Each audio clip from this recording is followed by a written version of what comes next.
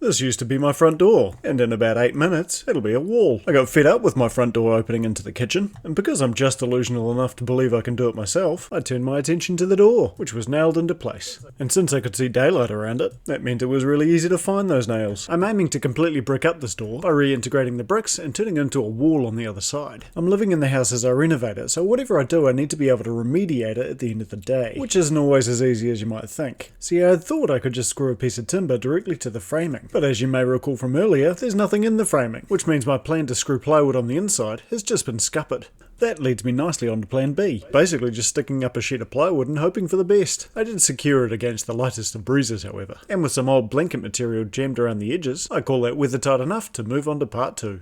Time to Google, how do you lay bricks? And it seems the first part is to find said bricks. Unfortunately this house is 40 years old, and so you can't just buy some hill stone anymore. Instead I've got to find it, on Facebook Marketplace, in a pile of all sorts of rubbish. So after a couple of hours of rummaging around, we'd collected enough to fill that hole. However, they were all covered in mortar.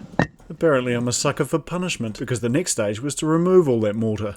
After an inspection by the foreman, of course. So grabbing out a hammer and the cold chisel, I put on an audiobook and individually went through every single brick and removed all the mortar I could. Which was about as fun as it sounds. And after a good 6 hours of tedious work, I realised they also needed to be cleaned. I figured the easiest way to do that was to use a water blaster. Helps that it was also the most satisfying. Less helpful that I was being watched the whole time. But after 7 hours of preparation, the bricks were finally in a state where I could use them. Which is good because the Minister of Interior is not very happy about a plywood wall.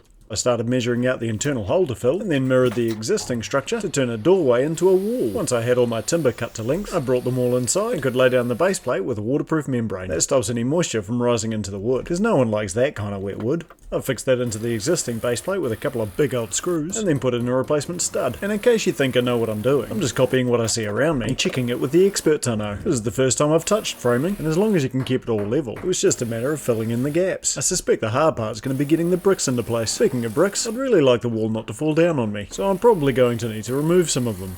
So back to Marketplace for a big scary grinder, and I attempted to remove every other brick, which sounds really easy to say, but left me feeling rather dusty, and not in the I had a great night last night sort of way. Bloody glad I splashed out on a respirator. So after some percussive persuasion, the wall was looking like a messy jigsaw and was ready for reconstruction. I mixed up the bag of mortar, and convinced myself that yeah, I can lay bricks. The internet makes it look so easy. The reality, however, is not so easy, because the first 3 rows took me almost an hour, and here's where I was after the first day. Oof, glad I'm painting.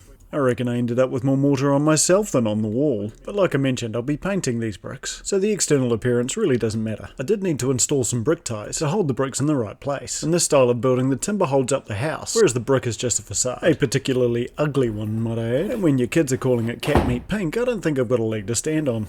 Now you may have noticed that there's no building wrap on this house. Well, this paper is going to sort of fix that. Since I can't wrap the whole of the timber, the next best thing is a complicated game of origami. This will be a moisture barrier and it'll keep out any of the water that's trying to get inside. And if you've been following for any length of time, you'll know that water and I are not exactly friends. So any opportunity to keep it on the outside is a bit of a bonus. It'll also maintain an air gap between the bricks and the wood. Before I did the lower section, I had the plumber come in and install the necessary water and drain lines, and then did some even more complicated origami around them. That stopped the wind whistling through, but of course the most important part is that it gives me a place to put insulation. And right on cue at the end of a workday is a beer delivery by the Minister of Interior. Turns out my wall isn't level, so now I've got to level the wall. Why does that matter? Well, I'm going to be putting plasterboard across this whole wall, and since they're going to be big flat sheets, my framing needs to be big and flat to match. Trouble is, the framing had big sneaky nails. Let's see if we get sparks again.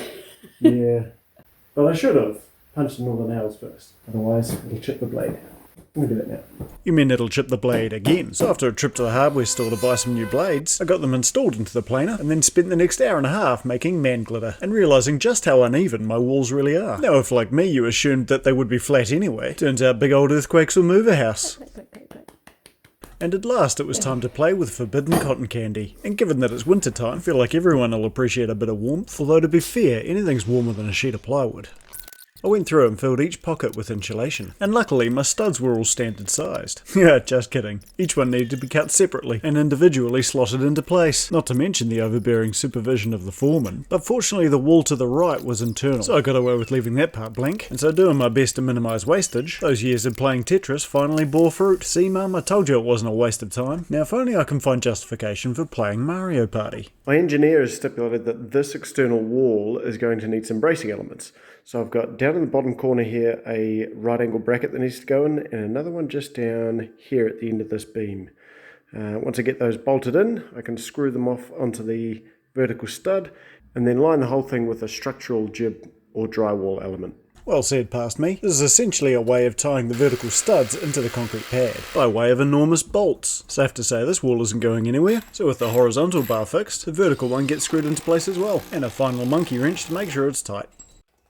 I did that for both locations, and then I can finally get on to putting an actual wall up. Speaking of walls, this one's going to be a little bit special, which means I've got to use special plasterboard. Don't know why it's special, but it sure is heavier, and I almost had to sell my firstborn to afford it. Quick tip, it's always worth measuring your sockets, because fishing for electrics is a rubbish game.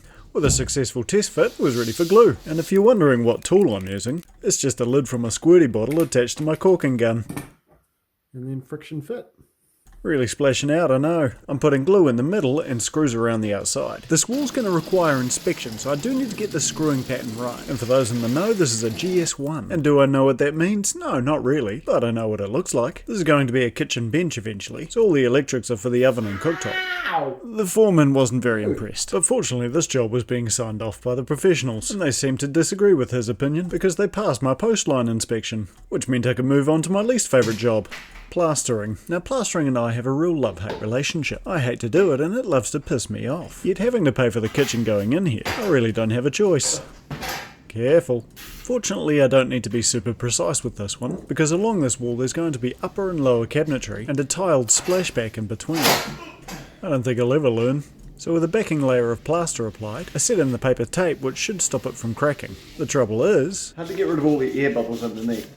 if you have any idea how to get rid of those, let me know. In the meantime, I persevered with the remaining joins, and also skim coated the roof, which had a big hole from the old kitchen cabinetry. And because nobody likes to watch plaster dry, coats 2 and 3 happened off screen, which leaves the glory jobs to go. First I put on the undercoat inside, with some adorable quote-unquote help from the resident wrecking ball of the family, and then that was ready for the kitchen installers. Meanwhile on the outside, I painted the horrendously ugly brick wall, and while I was at it I painted the rest of the house. But that's a whole nother project. That video's coming soon, so if you're not already, subscribe to catch that one. But for now, here's a reminder of the cat meat pink bricks that I started with, and a look at where we ended up. But that's not all. The kitchen is also finished, and not in the usual I'll leave the small jobs to later sort of way. I actually completed the whole bloody thing, and now I've got a beautiful room to stare at as I make my 2-minute noodles. Yeah, let's be honest, this room wasn't done for me, except for the bar. I use that a lot. I'll see you on the next one.